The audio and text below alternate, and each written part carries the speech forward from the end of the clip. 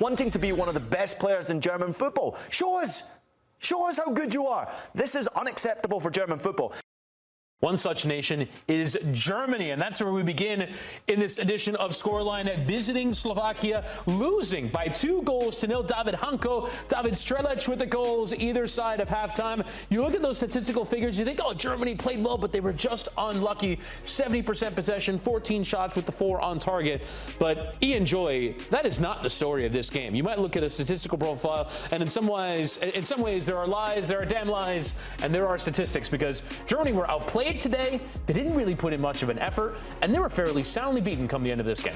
Yeah, listen, first and foremost, I got to give some love, obviously, for the home nation for getting that type of a result against Germany. Slovakia 2, Germany 0 in a World Cup qualifier. It's something that's never happened before in World Cup history. Germany losing that World Cup qualifier away from home, especially being that first one. It's so desperately disappointing for Germany, but for Slovakia, the goals they scored, Witty, they showed true quality. Obviously, the goalkeeper was outstanding, made 5 big saves on the night.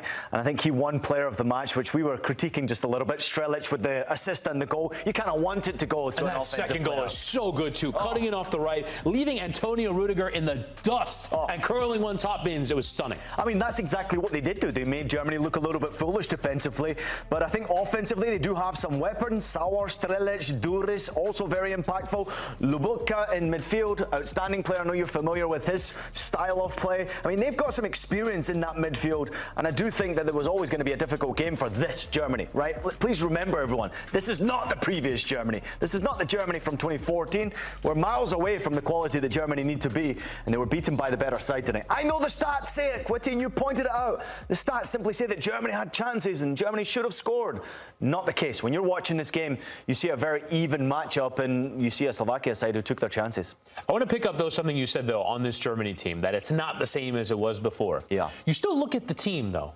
Joshua Kimmich in midfield. Florian Wirtz just went for 130 million over to Liverpool. Karim Adeyemi comes off the bench. Serge Gnabry comes in. Do you feel like, and we'll talk about this in full detail, that is there a dearth of talent in Germany, or are there other issues? Let's hear from our Rafael Honingstein, our German football correspondent, on the reaction to this loss. Germany have lost their first ever away game in a World Cup qualifier. That's how historic the defeat away to Slovakia was, and it was an absolutely awful performance in that 2-0 defeat by Julian Nagelsmann's side. No structure, no individual class, and defensively all over the place, and anything but a defeat would have been a travesty, because they fully deserved to go down 2-0, if not more. From the get-go, they had real problems in the build-up. Slovakia, with a man-to-man pressing system, made it difficult for Germany to play out, but all attempts basically faltered due to either positioning issues or the individual passing quality of both Oliver Baumann and the fullbacks lacking in precision. Germany hardly created any chances. Woltemade up front was completely anonymous.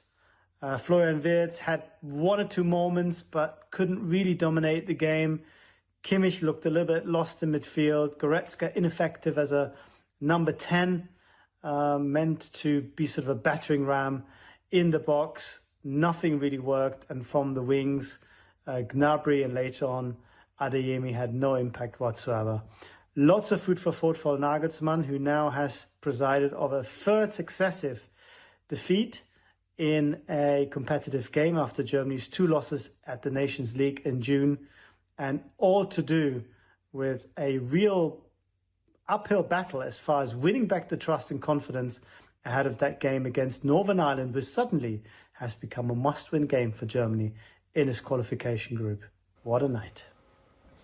And more on that doubt about Germany qualifying for the World Cup in a moment, but it is worth remarking upon the stat that he starts with there. Yeah. They've never lost an away World Cup qualifier, and here they are losing to Slovakia in 52 attempts they hadn't lost before today. But I want to get back to the point that you raised earlier, which is this team just not good enough? Because there are plenty of players that are rated highly, that went for big transfer fees, and it is still Germany.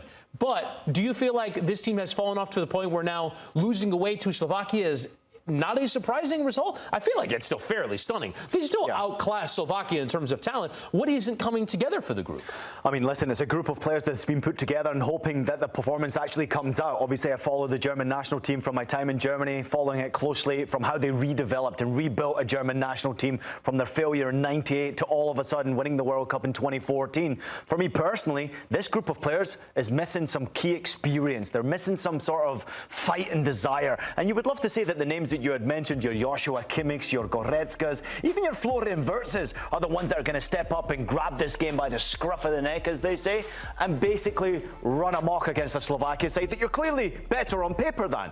However, this is not necessarily a great group of players when you put it together. Let's put it into perspective. You've got a Voltemade who just went to Newcastle for a ridiculous sum of money, who can't even get a shot on target. This guy is struggling for effort. He just struggled to get involved in the game. He looked lost out there, looked like he didn't know which position he was playing, tactically had no clue how to get involved in this game. You had a Florian Wirtz who was obviously frustrated. He's the one who's trying to always play make and always trying to create. But the biggest frustration about Florian Wirtz, in my personal opinion, is when your team needs you to turn up, and you've seen us Liverpool fans already, he's sort of the player that sometimes doesn't necessarily turn up. He turns up in the other games. He'll get a hat-trick, he'll get himself a couple of assists, he'll get those big assists, and then all of a sudden he's a hero again. That's why all that money was paid by Liverpool for him, because he clearly has potential. But these big games you've got to turn up in. And then defensively, it's absolutely embarrassing. You pointed out the wonderful finish from Strelec, which is outstanding.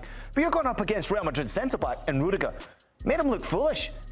He made him dance around. He made him spin like a top. I mean, it's unacceptable defending. First and foremost, it's commitment, and also commitment to just go close down the player who's in possession of the ball. Taking nothing away from Strelec and his finish. But Taz not much better alongside him in that centre-back position. I think Collins and Mittelstedt are average footballers. Personally, sure, they've been transferred for big money, but still average footballers. Serge Gnabry, where's that attitude? Where's that aggression for him being wanting to be one of the best players in German football? Show us. Show us how good you are. This is unacceptable for German football. Now, that one stat stood out to me. The other one that really stood out to me was the fact that Germany, okay, it's only the second time Germany have lost a World Cup qualifier by more than one goal. The other time was way back in 2001 when they lost to England at home 5-1 in a World Cup qualifier. Germany's history with FIFA competition is normally very good. Today was a real blemish, and it shows you how desperate times are that Nagelsmann's fighting against. Are you worried now that Germany might not qualify for the World Cup? Because here they are in this group with Slovakia. It's only a 14 group. So basically, you've got to beat Northern Ireland and Luxembourg in both home and away matches. And you got to beat Slovakia at home by a significant enough margin to overturn this deficit. This is what the table looks like. Northern Ireland having beat Luxembourg in the other game. Yeah. Germany could potentially then enter a playoff. One game in, are you already worried that they might not be at this World Cup next summer? Honestly, I think this is a real blemish, and I think this will hurt the team, and I do think there will be better performances coming from Germany, and it's a real scare. But you've got to take care of business against Northern Ireland. Those next two games are against Northern Ireland and Luxembourg are at home before you then have the same opposition away from home back-to-back. So I would imagine they take maximum points there. The Northern Ireland one I'm slightly worried about. I'm just going to throw it out there. That's a away? Difficult place to go play. But this Germany team, if they perform like that, they'll struggle against Northern Ireland. They might even struggle against Luxembourg, who have talent in their ranks as well. But I do think it comes down to that last game. And then it's about how many goals you score. Can you score 4, 5, 6 goals in that game against Slovakia? Germany could. On their day, they should absolutely turn up. And I think when the pressure really comes to it, when the crunch time really hits this group, they will turn it on. But I don't have much confidence at all with what I'm seeing out there as far as the talent, as far as the quality, and after that performance, as far as the desire. And how much pressure now is on this man here on our center screen, Julian Nagelsmann, the coach of Germany. Coached the team through a home Euros, got to a quarterfinal, was a decent result. But now, as Rafa mentioned, lost the 2 games in the Nations League, loses this game here. The pressure will be on him. International football is a different game for a lot of managers, and this one in particular will hurt Nagelsmann clearly.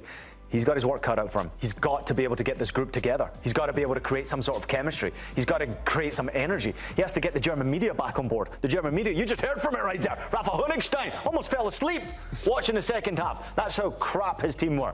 I mean, this is nowhere near good enough from German standards. The national team needs to do better, and we could be looking at another project reboot. Das Reboot, you remember it? It happened in my time when I was in Germany. I mean, it was amazing the amount of money they put into these young players and forcing young German players to play in Bundesliga Bundesliga clubs. Maybe the clubs need to look at themselves in the Bundesliga. Are you giving yourself an opportunity for these young, incredibly talented German players to come through the ranks and get an opportunity? Or are you just looking to win? I think clubs have a responsibility within this type of a result as well. We need more talented German players out there, and this group just doesn't seem to have it.